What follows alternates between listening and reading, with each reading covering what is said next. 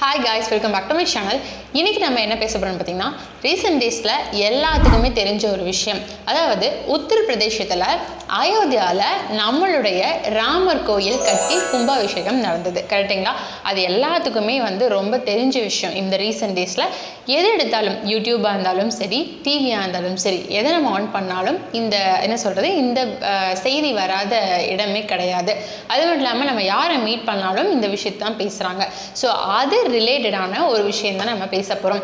அதாவது ஸ்டாக் மார்க்கெட்டை பொறுத்த வரைக்கும் எந்த கம்பெனிஸ், அதாவது எந்தெந்த ஸ்டாக்ஸ்லாம் நம்மளுடைய ராமர் கோயில் கன்ஸ்ட்ரக்ஷனில் ஈடுபட்டிருந்தது, அது மட்டும் இல்லாமல் எந்தெந்த ஸ்டாக்ஸ்லாம் நம்ம ராமர் கோயில் கட்டினது மூலமாக ரொம்பவே ஸ்டாக் மார்க்கெட்டில் ஒரு நல்ல ஒரு ஸ்பைக்கு போயிருக்கு அப்படிங்கிறத பற்றி தான் இன்றைக்கி நம்ம டிஸ்கஸ் பண்ண போகிறோம். ஸோ வாங்க வீடியோக்குள்ளே போகலாம்.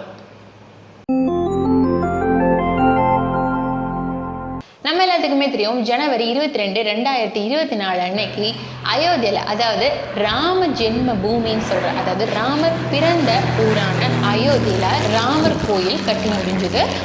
அதுக்கான கும்பாபிஷேகம் நல்லா கிராண்டாகவே நடைபெற்றது. ஸோ அந்த விழாவில் 7000க்கும் மேலே பீப்புள் கலந்துக்கிட்டாங்கன்னு சொல்லப்படுது. அதில் அரசியல்வாதிகள், அதாவது politician and cine actors, celebrities, அதாவது சமுதாயத்தில் முக்கிய பிரமுகர்கள், அது மட்டும் இல்லாமல் நிறையா சமூக தொண்டு செய்கிறாங்கல்ல, அந்த மாதிரி பர்சன்ஸ்னு நிறைய பேர், கிட்டத்தட்ட 7000க்கும் மேலே மக்கள் திரண்டிருந்ததாக சொல்லப்படுது. அன்றைக்கி நம்மளுடைய பிரதமர், அதாவது நம்மளுடைய திரு நரேந்திர மோடி அவர்களும் அன்றைக்கி அங்கே தான் இருந்தார். அது எல்லாருமே நம்ம நார்மலாக லைவ்ல டெலிகாஸ்ட் பார்த்துருப்போம். ஸோ அன்னைக்கு நாள் பார்த்தீங்கன்னா நம்ம உலகமே, முக்கியமாக இந்தியாவே ரொம்ப வெயிட் பண்ண நாள்னு கூட சொல்லலாம். கிட்டத்தட்ட 500 வருஷத்துக்கு அப்புறம் நடந்த ஒரு முக்கியமான பெருவிழா அப்படின்னு சொல்லலாம். ராமர் கோயில் கட்டியாச்சு, கும்பாபிஷேகம் நடந்தாச்சு. இதன் மூலமாக என்ன சொல்லியிருக்காங்கன்னு பார்த்தீங்கன்னா, கிட்டத்தட்ட 20,000க்கும் மேலே மக்களுக்கு வேலை கிடைக்கும், புதிய பணி கிடைக்கும். அதாவது என்ன அப்படின்னா, சிம்பிளாக சொல்லணும்னா, ஒரு விஷயம் நடக்குது, ஒரு விஷயம்னா ஃபார் எக்ஸாம்பிள் ஒரு நார்மலாக நம்மளுடைய ஊர்லேயே ஒரு கோயிலோ இல்லை ஏதாவது ஒரு முக்கியமான ஒரு இடமோ கட்டுறாங்க அப்படின்னா அதை சுற்றி அந்த ஏரியா டெவலப் ஆக ஆரம்பிக்கும். கரெக்டுங்களா? அந்த மாதிரி இப்போ நம்ம ராமர் கோயில் கட்டினனால அந்த ஏரியாவை சுற்றி நிறையா விஷயங்கள் வரப்போகுது. அதன் மூலமாக நிறையா பேத்துக்கு வேலையும் கிடைக்கும் அப்படின்னு சொல்லியிருக்காங்க. ஸோ அதன் அடிப்படையில் 20,000க்கும் மேலே மக்களுக்கு வேலை கிடைக்கும் அப்படின்னு சொல்லியிருக்காங்க. ஏன் இப்படி சொல்லியிருக்காங்கன்னு பார்த்தீங்கன்னா, இப்போ ஃபார் எக்ஸாம்பிள் நம்ம எல்லாத்துக்குமே திருமலா தெரியும், அதாவது திருப்பதி பாலாஜி கோயில். திருப்பதிக்கு பார்த்தீங்கன்னா ஒரு நாளில் கிட்டத்தட்ட 50,000க்கும் மேலே மக்கள் தரிசனத்துக்கு போயிட்டுருக்காங்க. பக்தர்கள் கூட்டம் மேலே போயிட்டுருக்கு. அது மட்டும் இல்லாமல் நம்மளுடைய நார்மல் டேஸை விட ரொம்ப முக்கியமான பிரதான நாட்களில் நிறையா பேர், அதாவது 50,000க்கும் மேலே பர் டேக்கு நிறைய பேர் போயிட்டுருக்காங்கன்னு சொல்லப்படுது. அதே மாதிரி நம்ம இந்தியாவில் பார்த்தீங்கன்னா உத்தரப்பிரதேசத்தில் இருக்கிற அயோத்தியில் இனிமேல் அதே மாதிரி தான் கூட்டம் வரும் அப்படின்னு சொல்கிறாங்க.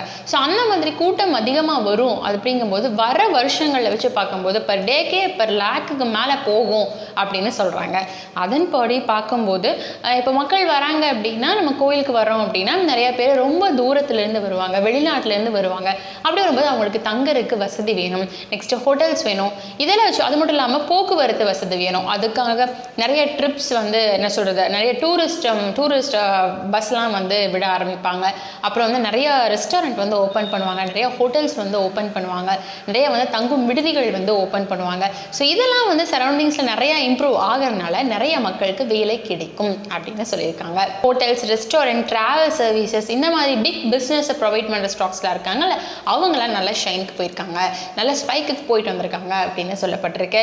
அது மட்டும் இல்லாமல் நம்மளுடைய ராமர் கோயில், அதாவது அயோத்தியாவில் இருக்க ராமர் கோயில் கட்டினதில் கன்ஸ்ட்ரக்ஷன் பண்ணியில் L&T நம்ம எல்லாமே கேள்விப்பட்டிருப்போம், லார்சன் அண்ட் டர்போ, அவங்க தான் அந்த கன்ஸ்ட்ரக்ஷனை எடுத்து நடத்தியிருக்காங்க, அதை எடுத்து கட்டி கொடுத்துருக்காங்க அப்படின்னு சொல்லியிருக்காங்க. அதனால் அவங்களுமே ரீசெண்டாக இந்த லாஸ்ட் ஒரு 2-3 மந்த்ஸில் நல்லாவே என்ன சொல்லியிருக்காங்க, மார்க்கெட்டில் ஒரு நல்ல ஸ்பைக்குக்கு போயிட்டு வந்திருக்காங்கன்னு சொல்லியிருக்காங்க. அது போக நான் ரெஃபர் பண்ணதில் நிறையா நான் கேள்விப்பட்ட ஸ்டாக்ஸ்லாம் பார்த்தீங்கன்னா, இண்டிகோ எடுத்துக்கலாம், IRCTC, EC my trip and Thomas Cook, இந்த மாதிரி ஸ்டாக்ஸ்லாம் நல்லா டெவலப் ஆயிருக்கு. நல்ல ஸ்பைக்குக்கு போயிருக்கு இந்த ரீசெண்ட் டேஸில். தென் இது இன்ஃபர்மேஷன் பர்பஸ் மட்டும் தாங்க. தென் நான் எதையுமே இங்கே ப்ரொமோட் பண்ணல அண்ட் எதையுமே நான் தாழ்த்தியும் பேசலை, ரொம்ப நிறைவாகவும் நான் பேச கிடையாது. ஜஸ்ட் நான் எனக்கு தெரிஞ்ச ஒரு விஷயத்த உங்களுக்கு நான் ஷேர் பண்ணியிருக்கேன். இந்த இன்ஃபர்மேஷன் உங்களுக்கு யூஸ்ஃபுல்லாக இருக்குன்னு நினைக்கிறேன்.